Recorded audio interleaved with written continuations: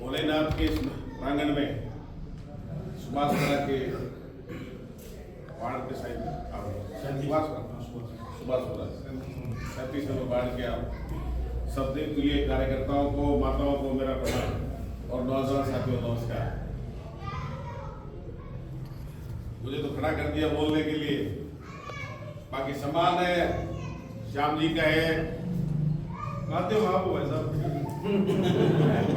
Bharatiya Janata party ने हमें जब बीकानेर में 2009 में पहली बार आए लोकसभा चुनाव लड़ने, उससे पहले राजनीतिक अनुभव हमारा कुछ था नहीं। हम तो सरकार में थे, पिताजी राजकीय सेवा में, मैं भी राजकीय सेवा में। कभी वोट देने जरूर जाते थे, लेकिन कभी किसी पार्टी की मीटिंग और इस तरह के प्रोग्रामों में हमें कभी जाना हुआ नहीं। लेकिन 2009 में पहली बार हम जब आए तो हमारे कुछ अच्छे साथी मिले हमें। उनमें एक श्याम जी इधर, एक श्याम जी इधर, और हमने एक संघर्ष भी किया कोलायत की विधानसभा में, और जिसका रिजल्ट ये आया कि इस बार किसी को ज्यादा मेहनत नहीं करनी पड़ी, और वो शायद करीब 32-33 हजार से वो सीट जीती। हम लोगों ने बहुत मेहनत करी। मैं ये इनके पीठ पीछे भी ये कहता रहता हूँ कि श्याम जी ने, श्याम जी आडला ने, चंपालाल जी ने, शिव जी ने, शिवचंद जी ने, और कुछ और भी लोग थे हमारे साथ, जिन लोगों ने मेहनत करके एक प्लेटफॉर्म तैयार किया। उस प्लेटफॉर्म में हम लोग भाजपा को जिता के लाए और सफल भी हुए। मेरा तो आपसे अनुरोध और निवेदन है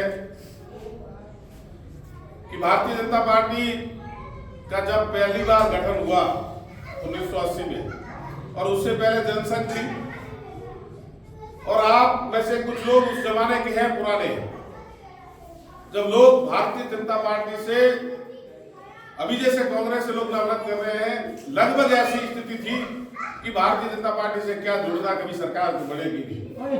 ये लोगों की सोच थी। लोगों ने मेहनत करी, पहले जमाना आया, बहुत मेहनत करी। मैं अटल जी और अडवाणी जी का या नाम लेने से नहीं चुकूंगा, क्योंकि उन्होंने एक मेहनत करी, और मेहनत करके पार्टी को एक प्लेटफॉर्म पर लेकर आए और सरकार में आए, और अटल और अडवाणी की जोड़ी मैं समझता हूं काफी लंबी और प्रचलित रही। उसके बाद में पार्टी कोई स्थायित्व है नहीं किसी की। आज हम एमपी है, कल कोई और एमपी बनेगा, परसों कोई और बनेगा। ये तो लगातार निरंतर प्रक्रिया है। उसी कड़ी में मोदी जी और अमित शाह जी की जोड़ी आई, और उन्होंने एक मेहनत करी, और मेहनत करके पहली बार कांग्रेस की सरकार तो बहुमत में कई बार आ चुकी थी, लेकिन विपक्ष में पहली सरकार पूर्ण बहुमत के साथ अगर बनाई, वो मोदी जी ने बनाई। और मोदी जी ने उसके बाद में कितने ही ऐसे निर्णय लिए जिन निर्णयों को लेकर लोग कल्पना में ये सोचते थे कि ऐसा अगर प्रधानमंत्री भारत में आएगा, क्या कभी ऐसे निर्णय होंगे।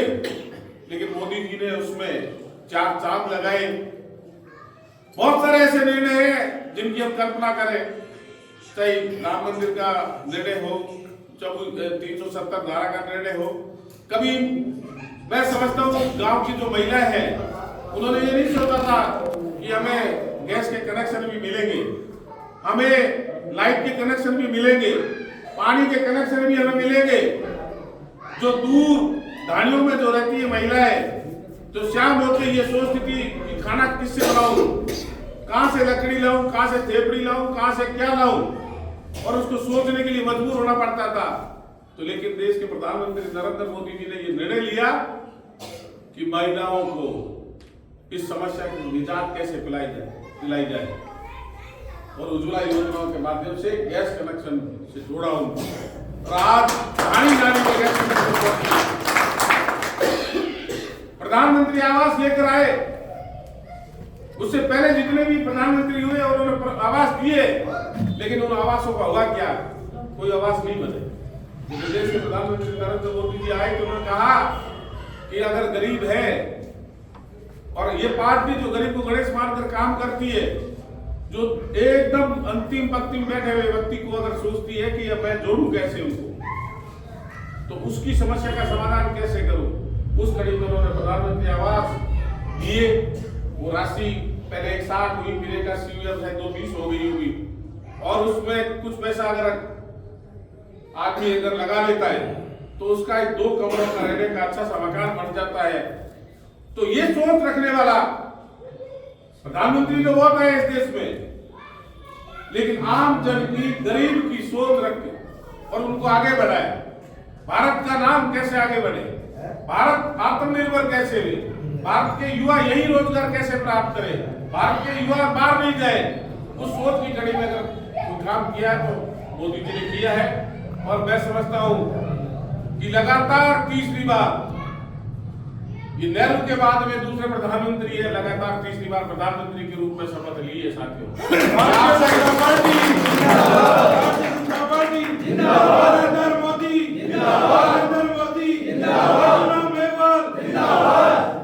तो ये मोदी जी है, तो इसका मतलब कहीं न कहीं जनता के बीच में काम कर रहे हैं।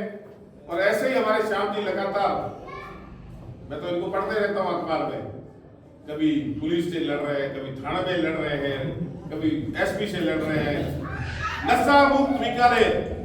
ये आपसे भी मैं निवेदन कर रहा हूँ, आपको भी अपने घर में कोई बच्चा या बच्ची हल्का सा भी असंदिग्ध लगे, असंदिग्ध का मतलब ये नहीं है बोलना कम कर दिया, गुमसुम रहना लग गए, पढ़ने में मन नहीं लग रहा है उसका, या कुछ ऐसी एक्टिविटी जो अपने को हमेशा नहीं होती थी वो अब कर रहा है, तो सावधान हो जाना, कहीं न कहीं वो गलत संगत की ओर जा रहा है।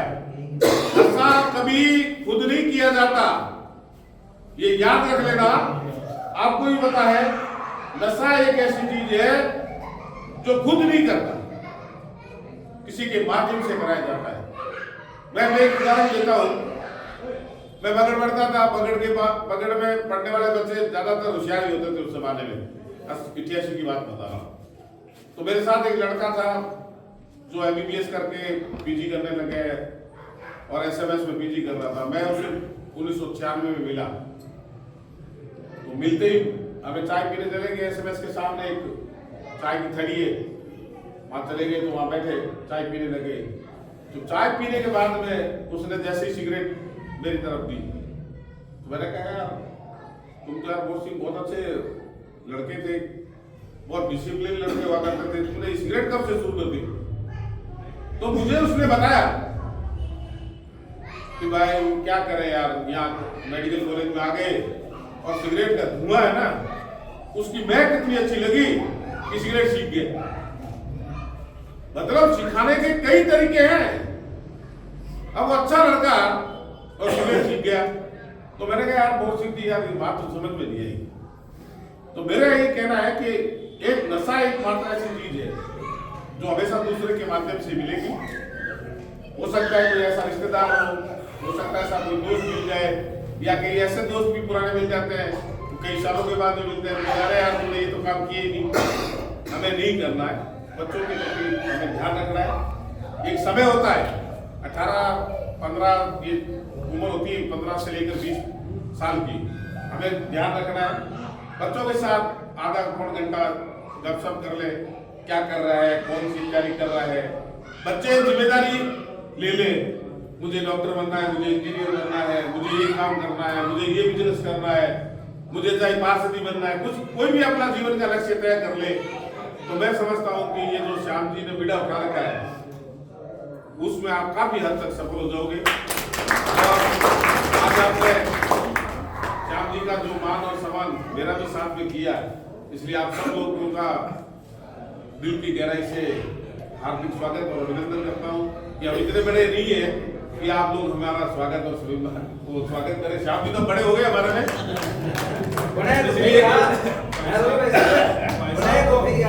इसलिए बहुत बहुत धन्यवाद।